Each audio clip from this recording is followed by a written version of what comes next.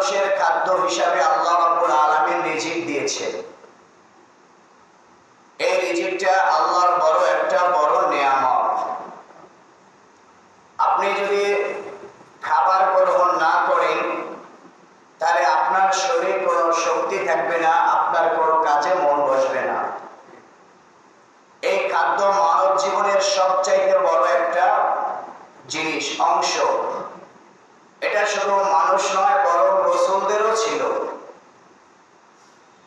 এজন্য যেহেতু মানুষের সবচাইতে গুরুত্ব একটা জিনিস হলো খাদ্য, আর এই খাদ্যটা আমরা আহার করে থাকি, আমরা আমাদের পেটকে সান্ত্বনা করে থাকি। একটা কথাই আছে, পেট ঠিক দুনিয়া ঠিক। পেট ঠিক নাই, দুনিয়া ঠিক নাই। দুনিয়ার কোনো কাজ আপনার ভালো লাগবে না। এই পেটকে আল্লাহ রাব্বুল আলামিন মানুষের জন্য আল্লাহ পাক খাদ্য তৈরি করেছেন। এই খাদ্যটা হলো একটা নিয়ামত। এই নিয়ামতটা কয়েকভাবে গ্রহণ করা যায়। একটা হচ্ছে হালাল পদ্ধতি, আর একটা হচ্ছে হারাম পদ্ধতি।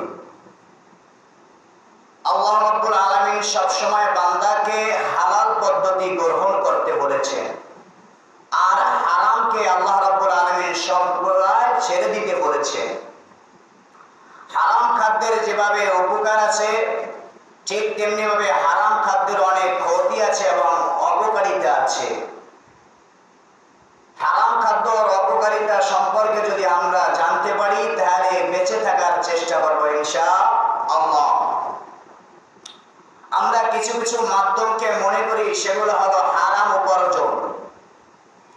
এক নম্বরে আমরা মনে করি চুরি ডাকাতি যে খাদ্য উপার্জন করে সেটা হারাম, ঠিক কিনা? মানুষ যে চুরি করে, ডাকাতি করে, অন্যায় ভাবে যে মাল উপার্জন করে, এটা কি হালাল না হারাম? জোরে বলেন, হালাল না হারাম? হারাম। সুদ ঘুষ পর্যায়ে মানুষ যে উপার্জন করে সেটা কি হালাল না হারাম? হারাম। এবং মহিলার যে মানুষ যে পতিতা ভিত্তিক যেটা উপার্জন করে থাকে সেটা কি হালাল না হারাম? হারাম। তাহলে এগুলোকে আমরা হারাম মনে করি। এগুলো শুধু আমাদের সমাজে নয়, বরং গোটা পৃথিবীর ভিতরে সকল রাষ্ট্রের ভিতরে এগুলোকে অবৈধ মনে করে। চুরি ডাকাতি কি কোনো রাষ্ট্রে বৈধ মনে করে? এবং সুদ ঘুষ এগুলো কি কোনো রাষ্ট্রে বৈধতা আছে? নাই। কিন্তু অনেক রাষ্ট্রে আবার মানব রচিত জিনিস বৈধতা আছে। যেমন অনেক রাষ্ট্রের ভিতরে পতিতা ভিত্তিক জায়েজ আছে। আপনি আমেরিকা, ইউরোপে দেখবেন পতিতা ভিত্তিক ইনকাম তারা জায়েজ করেছেন, কিন্তু আমাদের দেশে এটাকে জায়েজ না হারাম? হারাম। এবং অনেক সময় দেখবেন অনেক রাষ্ট্রের ভিতরে মদ পান করা, প্রকাশ্যে মদ পান করা তারা জায়েজ মনে করে এবং তারা এটাকে দোষ মনে করে না। কিন্তু বাংলাদেশের ভিতরে মদ পান করা প্রকাশ, সেটা কি বেআইনি না আইনি? বেআইনি। তাহলে কিছু কিছু জিনিস আছে যেগুলো কোন কোন রাষ্ট্রে বৈধ আছে কিন্তু কোন কোন রাষ্ট্রে বৈধ নাই। কিন্তু কিছু কিছু জিনিস যেগুলো সকল রাষ্ট্রের ভিতরে অবৈধ ঘোষণা করেছে, যেমন চুরি ডাকাতি, ছিনতাই এবং সুদ ঘুষ পর্যায়ে যে সম্পদগুলো উপার্জন করা হয় সেগুলো হলো হারাম সম্পদ। সেগুলো কি সম্পদ? হারাম সম্পদ। এজন্য আল্লাহ রাব্বুল আলামিন বান্দাদেরকে, এগুলো তো আমরা জানি এগুলো হারাম সম্পদ, কিন্তু এছাড়াও আরো অনেক যেগুলো আছে হারাম উপার্জন, কিন্তু আমরা সেগুলোকে হারাম মনে করি না। আমরা জানিও না যে সেগুলো হারাম, আমরা জানিও না সেগুলো হারাম, কিন্তু অনেক হারাম খাদ্য আমরা খাচ্ছি, কিন্তু ওগুলা ব্যতীত আমরা অন্য কোনো হারাম কারণ জানি না, এজন্য আমরা সেগুলোকে খাচ্ছি। আল্লাহ রাব্বুল আলামিন পবিত্র কোরআনের ভিতরে বলেছেন হারাম খাদ্য স্পষ্টভাবে আল্লাহ নিষেধ করেছেন, এবং হারাম খাদ্যকে ব্যবহার করে আল্লাহ রাব্বুল আলামিন সরাসরি কোরআনের ভিতরে হারাম করে দিয়েছেন। মানুষের আখলাক এবং চরিত্র সুন্দর হয়। হালাল খাদ্যের দ্বারা মানুষের আখলাক এবং চরিত্র কি হয়? সুন্দর হয়। যদি কোনো বান্দা যদি সর্বদা হালাল খাদ্য গ্রহণ করে, ওই মানুষটার আখলাক এবং চরিত্র সুন্দর হয়, বলেন সুবহানাল্লাহ। আর যদি হারাম খাদ্য খায়, কোনো বান্দা যদি হারাম খাবার খায়, তাহলে হারাম কি পবিত্র না অপবিত্র? জোরে বলেন, পবিত্র না অপবিত্র? অপবিত্র। জিনিস আল্লাহ রাব্বুল আলামিন সরাসরি খেতে নিষেধ করেছেন। হারাম জিনিসটাই হলো কি? অপবিত্র। এইজন্য আল্লাহ রাব্বুল আলামিন কোরআনের ভিতরে বলেছেন, ইয়া আইয়ুহার রাসূলু কুলু মিনাত তাইয়্যিবাতি ওয়া আলামু সালিহান ইন্নী বিমা তা'মালুনা আলীম। আল্লাহ রাব্বুল আলামিন বলেছেন, হে রাসূল, আপনি হালাল খাদ্য গ্রহণ করুন, হারাম খাবার খান এবং আমলে সালেহ করুন। আর আপনি যা করেন সেটা আল্লাহ রাব্বুল আলামিন জ্ঞানের ভিতরে আছে, আল্লাহ জানেন। তাহলে আল্লাহ রাব্বুল আলামিন নবীকে বলেছেন হালাল খাদ্য গ্রহণ করতে। হালাল খাদ্য করার পর আল্লাহ বলেছেন এরপর আপনি আমলে সালেহ করুন। তাহলে নেক আমল কবুল হওয়ার জন্য শর্ত হলো হালাল খাদ্য গ্রহণ করা। নেক আমল কবুল হওয়ার জন্য শর্ত কি? হালাল খাদ্য গ্রহণ করতে হবে। এরপরে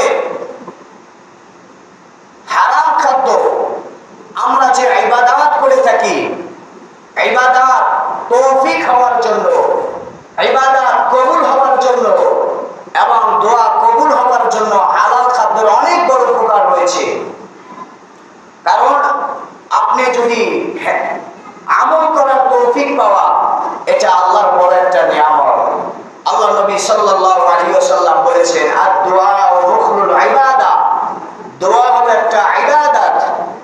সুতরাং কেউ যদি হারাম খাদ্য খায় তাহলে তার ইবাদতেরও তৌফিক হয় না, তার ইবাদত কবুল হয় না এবং তার দোয়াও কবুল হয় না। হারাম খাদ্য খাইলে ইবাদতের তৌফিক হয় না, তার দোয়াও কবুল হয় না এবং সে নেক আমল যে করে সেগুলো কি হয় না? কবুল হয় না। হযরত আবু হুরায়রা রাদিয়াল্লাহু তাআলা বলেন, আল্লাহর নবী সাল্লাল্লাহু আলাইহি ওয়াসাল্লাম বলেছেন, আল্লাহ হলেন পবিত্র আর তিনি পবিত্র জিনিসকেই কবুল করেন। আল্লাহ নিজে পবিত্র এবং তিনি পবিত্র জিনিস গ্রহণ করেন। এরপরে বলেছেন, আল্লাহ নবীদেরকে যে আদেশ করেছেন একই আদেশ আল্লাহ পাক মুমিনদেরকেও করেছেন। আল্লাহ রাব্বুল আলামিন বলেছেন, ও রাসূল, আপনি খাবার হালাল খাবার গ্রহণ করুন, আমলে সালেহ করুন। আপনি যা করেন সেই সম্পর্কে জ্ঞান রাখেন কে? একইভাবে আল্লাহ রাব্বুল আলামিন বলেন, ও মুমিন বান্দা, আমি তোমাদেরকে যে হালাল খাদ্য দিয়েছি সেই হালাল খাদ্য তোমরা গ্রহণ করবে। আল্লাহ নবী সাল্লাল্লাহু আলাইহি ওয়াসাল্লাম বলেছেন, কোন বান্দা যদি হারাম খায় এরপরে যদি সে মুনাজাতে আল্লাহ আল্লাহ বলে দোয়া করে, আল্লাহর নবী বলেন ওই বান্দার দোয়া আল্লাহ কবুল করে না। ওই বান্দার দোয়া কবুল করে না যে বান্দা হারাম খেয়ে আল্লাহ আল্লাহ বলে মুনাজাতে ডাকে, ওই বান্দার দোয়া আল্লাহ কবুল করে না। হযরত আব্বাস রাদিয়াল্লাহু তাআলা থেকে বর্ণিত, হযরত আব্বাস বলেন, ইয়া রাসূলুল্লাহ, ইয়া হাবিবাল্লাহ, আপনি আমার জন্য আল্লাহর কাছে দোয়া করুন যেন আমি আল্লাহর প্রিয় বান্দা হতে পারি, এবং আপনি আমার জন্য দোয়া করেন যেন আল্লাহ পাক আমার সকল দোয়াকে কবুল করে নেয়। এরপরে আল্লাহর নবী বললেন, আব্বাস, শুনে রাখো, তুমি হালাল খাবার সর্বদা গ্রহণ করবে। আল্লাহর কসম করে বলি, যদি কোন ব্যক্তি এক লোকমা অথবা একটা দানা যদি হারাম ভাবে যদি তার পেটের ভিতরে ঢুকিয়া থাকে, আল্লাহ পাক ওই ব্যক্তির 40 দিনের আমল গ্রহণ করে না। কত দিনের আমল গ্রহণ করে না? 40 দিনের আমল গ্রহণ করা। যদি একটা লোকমা যদি হারাম তার পেটের ভিতরে ঢুকিয়ে থাকে, হারামের একটা কোণা যদি তার পেটের ভিতরে ঢুকায়, তাহলে 40 দিন পর্যন্ত তার ইবাদত আল্লাহর কাছে কবুল হয় না। আর এক সাহাবী থেকে বর্ণিত, হযরত সাদ ইবনে মুআজ রাদিয়াল্লাহু তাআলা তিনি বলেন, তিনি আল্লাহর নবীকে বললেন, ও আল্লাহর নবী, আপনি আমার জন্য দোয়া করুন যাতে আল্লাহ পাক আমার দোয়াকে কবুল করে নেয়। বিশ্বনবী সাল্লাল্লাহু আলাইহি ওয়াসাল্লাম বললেন, ও সাদ, তুমি সর্বদা হালাল খাদ্য গ্রহণ করবে। আল্লাহর কসম করে বলি, কোন ব্যক্তি যদি হারাম খাদ্য খায়, আল্লাহ পাক ওই ব্যক্তির 40 দিনের ইবাদত কবুল করে না। এরপরে আল্লাহ নবী সাল্লাল্লাহু আলাইহি ওয়াসাল্লাম বলেছেন, যেই দেহটা, যেই শরীরটা হারাম দ্বারা লালিত পালিত হয়, ওই শরীর কোনদিন জান্নাতে প্রবেশ করিবে না। আল্লাহ নবী সাল্লাল্লাহু আলাইহি ওয়াসাল্লাম বলেছেন, লা ইয়াদখুলুল জান্নাতা জাসাদুন গুযিয়া বিল হারাম। আল্লাহ নবী বলেন, যে শরীর হারাম দ্বারা, হারাম উপার্জনের দ্বারা, হারাম সম্পর্ক দ্বারা লালিত পালিত হয়, সেই শরীর কোনদিন জান্নাতে যেতে পারবে না। সেই শরীর যাবে কোথায়? জাহান্নামে যাবে। তাহলে হালাল আর হারাম, হারাম জিনিসটা দ্বারা মানুষের অন্তর মরে যায়। হারাম ভক্ষণ করলে মানুষের ইবাদতে মন বসে না, মানুষের ইবাদতে স্বাদ পায় না, ইমানের স্বাদ পায় না। হারাম যেই ব্যক্তির ভিতরে ঢোকে, যেই পরিবারের ভিতরে হারাম ঢোকে, সেই পরিবারের ভিতরে কোনোদিন শান্তি আসে না। হারামে কোনোদিন শান্তি নাই। যদিও হারামের সাময়িক আরাম আছে, কিন্তু এর ভয়ানক, অত্যন্ত ভয়াবহ। হারামের শান্তি যদিও সাময়িক আরাম, যদিও সাময়িক কি আরাম। আপনি হারাম টাকা কামাইছেন, আপনি টাকা গুনতে আছেন, হারাম টাকা 1 লাখ 2 লাখ টাকা, কিন্তু আল্লাহ আপনাকে এমন একটা রোগ দিবেন যে 1 লাখের বলে আপনার 5 লাখ চলে যাবে, ঠিক কিনা? আজকে মানুষের টাকায় বরকত নাই, কি নাই? বরকত নাই। মাসে 50,000 টাকা ইনকাম করে, তারপরও দেখা যায় মাস শেষে সে 10,000 টাকা ঋণ হয়ে আছে। আছে না? এরকম আছে। টাকায় বরকত নাই, ইমানের স্বাদ নাই, মজা নাই। আল্লাহ নবী সাল্লাল্লাহু আলাইহি ওয়াসাল্লাম বলেছেন, যখন কোন বান্দা হারাম খায়, তখন তার ভিতরে যে ভালো এবং মন্দ পার্থক্য করার যেটা মেধা থাকে, সেই মেধাটা দূর হয়ে যায়। তখন সে অন্যায়কে মনে করে এটাই সঠিক, তখন ভালোকে মনে করে এটাই ব্যাঠিক। যতই তাকে ইবাদতের কথা বলা হোক, তার ইবাদতের ভিতরে মন জাগ্রত হয় না। সে ইবাদত করুক কেন? তার ভিতরে হালাল খাবার নাই, হারাম খাবার ঢুকেছে। হারাম খাবারের কত ভয়ানক। নানু ইয়াকুব নানুতুবি রাহমাতুল্লাহি আলাইহি, আমরা থানবী রাহমাতুল্লাহি আলাইহির নাম শুনেছি। ইয়াকুব নানুতুবি ছিলেন থানবী রাহমাতুল্লাহি আলাইহির শিক্ষক। তিনি বর্ণনা করেছেন, এক ব্যক্তি আমাকে একবার দাওয়াত দিয়েছিল। আমি তার বাড়িতে কিছু খাবার খেয়েছিলাম, কিছু লোকমা খেয়েছিলাম, কিন্তু আমার ভিতরে একটা সন্দিহান হয়েছিল। ওই খাবার গ্রহণ করার পর থেকে আমার ভিতরে ইবাদতের মজা দূর হয়ে যায়। তিনি বলেন, আমার ভিতরে গুনার প্রবণতা বেড়ে গেছে। শুধু মনে চায় আমি গুনাহ করি, গুনাহ করি। আমার অন্তরের ভিতরে সর্বদা গুনাহ করার প্রবণতা জাগে। ইয়াকুব নানুতুবি রাহমাতুল্লাহি আলাইহি বলেন, সেই খাবারের রেশ আমার ভিতরে 6 মাস পর্যন্ত তাড়না বেরিয়েছিলেন। 6টা মাস সেই খাবার তাকে, তার হৃদয়কে তাড়না দিয়েছে। তার মনে চায় খালি গুনাহ করতে, গুনাহ করতে, গুনাহ করতে। কারণ সে হারাম খাবার খেয়েছিল, তাকে হারাম খাবার খাওয়া হয়েছিল। এই জন্য হারাম খাবার খাইলে অন্তর মরে যায়। কি মরে যায়? অন্তর মরে যায়। কিন্তু আজকে আমরা হুজুর, আমরা একজনের বাড়িতে যাচাই করে খেতে পারি না। পারি বলে? একজন মুসল্লি যদি দাওয়াত দেয়, যদি না যায়, তাহলে সে অটোমেটিক ইমাম সাহেবের বিরুদ্ধে দাঁড়িয়ে যায়, ঠিক কিনা?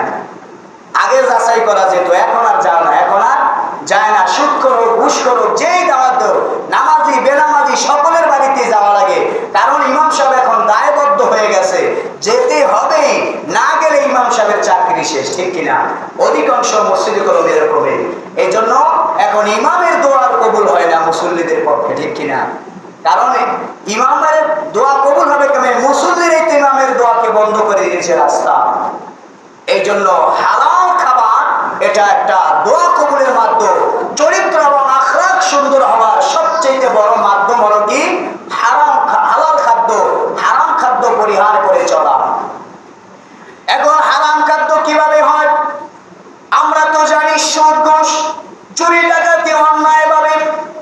পথ উপার্জনের মাধ্যম মনে করি আমরা, হালাল খাদ্য উপার্জন মনে করি, কিন্তু বর্তমান ব্যবসা বাণিজ্যের ভিতরে হারাম ঢুকে আছে। ঠিক কিনা না? কিনা মানুষদেরকে ধোঁকা দেয়, মানুষের সাথে মিথ্যা কথা বলে, কপে মাপে কম দেয়, পণ্যের ভিতরে ভেজাল করে। একটা মাল 10 টাকা, সেই 10 টাকার মালকে 20 টাকার মালের ভিতরে ঢুকাইয়া বিক্রি করে। জোরে কান করে কিনা? তাহলে যেই মালটা 25 টাকা দাম আর যেই মালটা 10 টাকা দাম, 10 টাকার মাল 25 টাকার ভিতরে ঢুকাইলে যেই টাকাটাতে অর্জন করবে সেটা কি হালাল না হারাম? জোরে কান, হালাল না হারাম? কারণ এই জন্য ব্যবসায়ীরা বিভিন্ন ভাবে মানুষকে প্রতারণা করে। তারা একটা দেশি মালকে বিদেশি মাল বলে আজকে তারা মিথ্যা কথা বলে বিক্রি করতেছে, জনগণকে ঠগাইতেছে। তাহলে যেই মালটা দেশি মাল, যেই পণ্যটা দেশি, যদি সেটাকে বিদেশি পণ্য বলে বিক্রি করে, সেটার ইনকাম কি হালাল না হারাম? জোরে বল, হালাল না হারাম? হারাম। আজকে এভাবে আমরা বিভিন্ন ভাবে হারাম উপার্জন করতেছি, আর সেই জায়গায় আমি খাই, আমার পরিবার সন্তানকে আজকে লালন পালন করি। ঠিক কিনা? ঠিক তেমনি হলে একজন মানুষ চাকরি করে, ডিউটি হলো 8 ঘন্টা। ওই 8 ঘন্টা ডিউটির ভিতরে সে বিভিন্ন ধোঁকাবাজি করে, কিভাবে মালিকের সময় নষ্ট করা যায়, বিভিন্ন উপায়ে সে সময়কে নষ্ট করে। তাহলে মালিক তাকে 8 ঘন্টা যে ডিউটি দিয়েছে, যদি সে 8 ঘন্টার ভিতরে কোনো একটা সেকেন্ড যদি চুরি করে, ওই সেকেন্ডের টাকা কি বৈধ হবে না অবৈধ হবে? জোরে কোন, বৈধ না অবৈধ? জোরে কোন, বৈধ না অবৈধ? অবৈধ। কারণ আপনাকে মালিক 8 ঘন্টার জন্য কাজে নিয়েছে, আপনি যদি সেখানে চুরি করেন, আপনি যদি সময়কে অন্যায়ভাবে অপচয় করেন, ওই 8 ঘন্টার টাকা আপনি যে সময়টা নষ্ট করেছেন, ওই সময়ের টাকাটা আপনার জন্য হালাল নয়, আপনার জন্য হারাম। আপনার জন্য কি হারাম? এটা তো আমরা চিন্তাও করি না কোনোদিন। কারণ আমরা ধোঁকাবাজিতে অভ্যাস। আমরা কিতে অভ্যাস? ধোঁকাবাজিতে অভ্যাস। বিড়ি টানতে টানতে 10 মিনিট শেষ, পান খাইতে খাইতে 10 মিনিট শেষ, আবার জিরাইতে জিরাইতে 10 মিনিট শেষ। 8 ঘন্টা ডিউটির ভিতরে 4 ঘন্টা করে, তাও কোনো বলতে ঠিক কিনা? তাহলে আপনি যে ধোঁকাবাজি করেছেন, এই ধোঁকাবাজির টাকাটা কি বৈধ না অবৈধ? ধরে বলে, বৈধ না অবৈধ? অবৈধ সম্পদ যদি কম হয়, অবৈধ, ওই যে আপনি অন্যায় ভাবে আপনি অবিচার করে যদি আপনি একটা লোকমাকে যদি গ্রহণ করে থাকেন, তাহলে ওই এক লোকমায় আপনার জীবনকে আপনাকে সারা জীবন বয়ে বেড়াতে হবে। ওইটা আপনার ঋণ। আপনি যত নেক কাজ করেন কোনো কাজ হবে না। আমরা সবাই বড় পীর আব্দুল কাদের জিলানীর নাম শুনছি কিনা? শুনছেন কিনা আপনারা? বড় পীর আব্দুল কাদের জিলানী, তার পিতা হলেন আবু সৈয়দ মুসা জঙ্গি রহমাতুল্লাহ আলাইহি। আবু সালেহ মুসা জঙ্গি রহমাতুল্লাহ আলাইহি, তিনি একজন আল্লাহর ওলি ছিলেন। তিনি হলেন বড় পীর আব্দুল কাদের জিলানীর পিতা। ওই আবু সালেহ মুসা, তিনি আল্লাহ রব্বুল আলামিনের মারিফাত অর্জন করার জন্য তিনি ঘর থেকে বের হয়েছিলেন। তিনি অল্প বয়সে আল্লাহ রাব্বুল আলামিনের মারিফাত অর্জন করেছিলেন। ওই আবু সালেহ মুসা জঙ্গি, তিনি একবার ঘর থেকে বের হয়েছিলেন আল্লাহ রাব্বুল আলামিনের মারিফাত অর্জন করার জন্য। তিনি আল্লাহর ঘর থেকে বের হয়েছিলেন, কিন্তু তিনি ঘর থেকে বের হয়ে কোথায় যাবেন, কি করবেন, কি খাবেন, কোথায় থাকবেন, সেটা তার কোনো চিন্তা ভাবনা নাই। তার মনে কোনো চিন্তা ভাবনাই নাই। তিনি ঘর থেকে বের হয়ে গেছেন আল্লাহকে তালাশ করার, মারিফাত অর্জন করার জন্য, কিন্তু তিনি কি খাবেন, কোথায় থাকবেন, কিভাবে থাকবেন, সেটা তার মনে একটু খেয়াল নাই। কিন্তু যদিও মারিফাত অর্জন করার জন্য ব্যাকুল, কিন্তু তার তো মনের ভিতরে খিদা আছে, পেটে খিদা আছে না নাই? জোরে কর। আবু সালেহ মুসা জঙ্গি, তার পেটের ভিতরে ক্ষুধার তীব্রতা, পানির পিপাসার তীব্রতা হয়ে গেছেন। তিনি একটা নদীর পার বসে বসে তিনি গাছের তলে চিন্তা করতে লাগলেন, কি করা যায় এখন, কি করা যায়। ওই আবু সালেহ মুসা এখন খাদ্য তো জোগাড় করার সময় নেই, কোথায় যাবেন, কিভাবে করবেন। তিনি যে নদীর পার গাছের নিচে বসেছিলেন, এমন সময় দেখতেছেন নদীর উজান থেকে একটা সুন্দর পাতনা, একটা সুন্দর আপেল ভেসে যাচ্ছে। তিনি সাথে সাথে ঝাঁপ দিয়ে ওই আপেলটাকে তুলে এনে তিনি খেয়ে নিলেন। সাথে সাথে ওই দেখা মাত্রই তিনি কি করলেন, ঝাঁপ দিয়ে ওই আপেলটাকে তুলে এনে তিনি খেলেন। খাওয়ার পরে তার ভিতরে একটু কি শক্তি হচ্ছে না? যেরকম হচ্ছে না, শক্তি হচ্ছে। কিন্তু তিনি মনে মনে ভাবতে লাগলেন, চিন্তা করে গেলেন, আমি যে এই আপেলটা খাইলাম, এই আপেলটা কার? এই আপেলটার মালিক কে? এই আপেলটার মালিক তো তিনি না। যদি বলেন তিনি, এই আপেলের মালিক তো তিনি না। তাই আপেলটা কার? আপেলের মালিক কে? তিনি দ্বিধাদ্বন্দ্বে পড়ে গেলেন। আমার ভাবতে লাগলেন যে একটা আপেলের কারণে না জানি আমার সমস্ত যে চেষ্টা মুজাহাদা না জানি সব নিষ্ফলন হয়ে যায়, ঠিক কিনা? আমরা যেরকম দোকানে গেলে, বাদামের দোকানে গেলে একটা বাদাম দুইটা বাদাম না বইলে খায়া বলে, ঠিক কিনা? করি না? বিভিন্ন বড়ির দোকানে বড়াই কিনতে গেলে একটা দুইটা এমনি খায়া বলে। দোকান করতে করতে 1 কেজি খাওয়া শেষ, বড়ি না কিনা বাড়ি চলে আসে। এরকম আছে না নাই? জোরে বলেন, আছে না নাই? এই অভ্যাস মানুষে আছে না, যে বড়ির দোকানে গিয়ে 2-3টা বড়ি অটোমেটিক খায়া বলায়, কিন্তু ওই বড়িটা কি তার জন্য বৈধ না অবৈধ সে কোনোদিন চিন্তাও করে না। ওটা তার জন্য কি হালাল না হারাম সেটা ভাবেই না। এই জন্য অন্যের একটা বাদামের বিচি পরিমাণ খাওয়া এটাও হালাল নয়, এটাও হারাম। এটা তো আপনার শরীরে প্রভাব পড়বে, ইবাদতে আপনার প্রভাব পড়বে। যাই হোক, আবু সালে মুসা জঙ্গি চিন্তা করতে লাগলেন কিভাবে মালিককে খুঁজে পাওয়া যায়। মালিককে তিনি কিভাবে খুঁজলেন, তিনি চিন্তা করতে লাগলেন। পানি যেদিক দিয়ে উজান ঠেলতেছে সেদিক থেকে দেখতে তো আপেলটা ভেসে আছে। এই জন্য তিনি পানির উজান ধরে ধরে হাঁটতে লাগলেন। হাঁটতে হাঁটতে তিনি 3টা দিন হাঁটলেন, কিন্তু কোনো বাগান খুঁজে পায় না। কোনো বাগান খুঁজে পায় না, কোনো বাগানের অস্তিত্ব নাই। 3টা দিন হাঁটলেন। হাঁটতে হাঁটতে তিনি এখন পেরেশান, মরা যায় যত।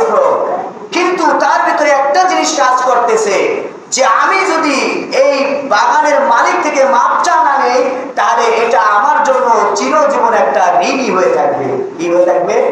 ঋণী হয়ে থাকবে। কারণ এই ফল তো আমি কারো কাছে বলে খাই নাই। এই ভাবনা করে তিনি আবার বুকের ভিতরে সঞ্চার করলেন, যেভাবেই হোক মালিককে আমাকে খুঁজে বের করতে হবে। আবু সালে মুসা জঙ্গি আবার হাঁটা ধরলেন, আবার হাঁটা ধরলেন। হাঁটতে হাঁটতে তিনি 7 দিন পর্যন্ত হেঁটেছিলেন।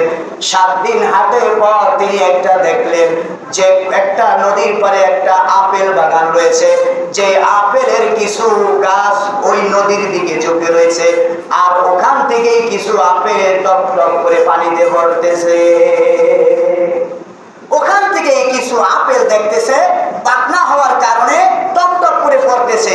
যেভাবে আমাদের খাল পারে যদি কোনো চালতা গাছ থেকে চালতা পড়ে না, পানির ভিতরে পড়ে না, যদি খেজুর গাছ থাকে খেজুর পড়ে না, যেই ফলেই থাকে সেই ফলে তো পানির ভিতরে পড়ে, আমরা সেটাকে কি উঠিয়ে নিয়ে খেয়ে ফেলাই, ঠিক কিনা? কোনো মনেই হয় না যে এটা কার ফল বা কি ফল, পাইছি সোজা লইয়া যায়। এমন তো মানুষ আছে ভালো একটা জিনিস দেখলে সিরিয়া না হয়ে লইয়া যায়, ঠিক কিনা? এটাকে স্বাভাবিক মনে করে, স্বাভাবিক কি মনে করে। অথচ যদি পিতা এবং সন্তান যদি আলাদা খায়, তারপরও পিতার কোন সম্পদ সন্তান না বলে খেতে পারবে না, এবং সন্তানও কোন পিতা এবং সম্পদ সন্তানের কোন সন্তান পিতা না বলে খেতে পারবে না যখন তারা আলাদা খাবে। যখন তারা কি আলাদা হবে, কারণ তখন তাদের সম্পদ ভিন্ন ভিন্ন, যদিও ভাগ হয় না, যদিও কি হয় না, ভাগ হয় না। কিন্তু আমরা কি করি, আমার পাশে সুন্দর একটা কিছু দেখলে আমরা চুপে চাপে সিরিয়াল হয়ে যায়, কেউ দেখছে কি দেখে না, এটা আমরা যাচাই করি, ঠিক কিনা? কিন্তু একটু ভাবি না যে এই জিনিসটা তো আমার নয়, এটা আমি কেন খাচ্ছি, এটা তো হারাম আমার জন্য। এই জন্য হারাম খেতে খেতে আমাদের হারামকে এখন আর কিছু মনে হয় না, এখন আর কিছু মনে হয় না, সিরিয়াল চুপে চাপে লয়ে যাচ্ছি। এমনি ভাবে আবু সালে মুসা জঙ্গি যখন দেখতে পারলেন ওই বাগান থেকে আপেল গুলা পড়তেছে, তিনি বাগানের ভিতরে ঢুকলেন। ঢুইকা দেখতেছে একজন কর্মচারী পানি দিতেছে। তিনি জিজ্ঞাসা করলেন, ও ভাই, বাগানের মালিক কি তুমি? কয়, না না, আমি এই বাগানের মালিক না, আমি এই বাগানের কর্মচারী। আর ওই বাগানের যে মালিক, ওই যে তার ঘর দেখা যায়, ওই যে ঘরের মালিক, ওই ঘরের মালিক হবে ওই বাগানের মালিক। আবু সালেহ মুসা জঙ্গি সোজা চলে গেল ওই বাড়িতে। ঘটনা করবেন, ওই বাগানের মালিক ছিলেন একজন আল্লাহর ওলি, আব্দুল্লাহ সাইমাই রহমাতুল্লাহি আলাইহি হলেন ওই বাগানের মালিক। যখন আবু সালেহ মুসা জঙ্গি তার বাড়িতে গেলেন, গিয়া বলতেছেন, ভাই আপনি কি বাগানের মালিক? কয় আপনি কি? আমি একজন মুসাফির। যেহেতু তিনি একজন আল্লাহর ওলি ছিলেন, তিনি অন্তর চক্ষু দ্বারা কাশফ করে দেখলেন এই ব্যক্তি যেমন তেমন লোক নয়, এই ব্যক্তি হলেন একজন আল্লাহর কর্মযাজক। এই ব্যক্তি একজন খাঁটি আল্লাহ প্রেমিক, আল্লাহ তালাশ করেওয়ালা, এটা তিনি অন্তর চক্ষু দ্বারা অনুভব করতে লাগলেন। আবু সালেহ মুসা তার সমস্ত ঘটনা বর্ণনা করলেন, তিনি কিভাবে আপেল খেলেন। এই ঘটনা শুনে আব্দুল্লাহ সাইমাই কোনো কথা বললেন না। তিনি বললেন, ভাই আমি তোমাকে মাফ করতে পারি, একটা শর্ত। কয়, একটা শর্ত? কি শর্ত? কয়, যদি তুমি আমার বাড়িতে 12 বছর গোলামি করতে পারো, তাহলে আমি তোমাকে মাফ করে দিব। কয় বছর? জোরে কর, কয় বছর? 12 বছর যদি গোলামি করতে পারো, তাহলে আমি তোমাকে কি করে দিব? ক্ষমা করে দিব। তাহলে একটা আপেল খাওয়ার জন্য কত মাস গোলামি করতে হয়েছে? জোরে বলেন, কত মাস? 12টা বছর। 12টা বছর পরে আরো কিছু শর্ত দিয়েছিলেন, সেই সমস্ত শর্ত মেনেও তিনি সেই একটা আপেলের ক্ষমা তিনি চেয়ে নিয়েছিলেন, যাতে করে তার কোনো ইবাদত নষ্ট না হয়ে যায়। তাহলে একটা আপেলের কারণে 12 মাস গোলামি করেছেন, আর আমরা কত অহরহ হারাম খেয়ে ফেলেছি। তাহলে আমাদের আমল কি আছে না গেছে? জোরে করে, আছে না গেছে? তাহলে আমরা আমাদের ইবাদতে কেমনে মন আসবে? নামাজের কথা বললে ভালো লাগে না, নামাজের কথা বললে মনে কেমন সুই ঢুকিয়ে দিচ্ছি, ভালো কথা বললে খারাপ লাগে, হুজুরকে ভালো লাগে না। নামাজের কথা বললে কেমনে ভালো লাগবে? হারাম দ্বারা তো শরীর লালন পালন করেছে, যে শরীর হারাম দ্বারা লালিত পালিত হয়, সেই শরীরের দ্বারা কোনোদিন আল্লাহর ভালো কাজ হয় না। আপনি যদি মনে করেন নামাজ ভালো লাগে না, আল্লাহর কাজ ভালো লাগে না, তাহলে মনে করবেন আপনি হালাল খাদ্য, হারাম খাদ্য গ্রহণ করছেন, এই জন্য আর ভালো লাগে না। আর সমাজের ভিতরে, পরিবারের ভিতরে আমরা সন্তানকে হারাম খাওয়াই বিদায় আজকে আমাদের সন্তান কথা শোনে না, বাবাকে লাথি মারে, ঠিক কিনা?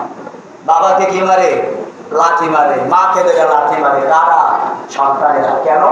ওই যে হারাম খাদ্য ঢুকেছে, হারাম খাদ্যের প্রতিফল আল্লাহ তার ভিতর থেকে বের করেছে। আর একটা জিনিস মনে রাখবেন, হারাম খাদ্য, হারাম সম্পদ কোনোদিন স্থায়িত্ব হয় না। হয় আপনি হারাম খাদ্য লাখ লাখ টাকা জমিয়ে যাবেন, আপনার সন্তান আপনি মরার পরে দেখুন ওই সম্পদ সব শেষ করে দিয়েছে। এরকম আছে না নাই ভাই? আছে। এই জন্য হারাম সম্পদের কি নাই?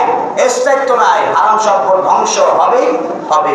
এই জন্য আমরা হালাল খাদ্য গ্রহণ করব, পরিবারকে হালাল খাওয়ানোর চেষ্টা করব, সমাজের ভিতরে হালাল জিনিস প্রতিষ্ঠা করার চেষ্টা করব এবং হালাল ইনকাম করার চেষ্টা করব। আল্লাহ পাক আমাদের প্রত্যেককে হালাল খাদ্য গ্রহণ করার তৌফিক দান করুন। সকলে বলি আমিন।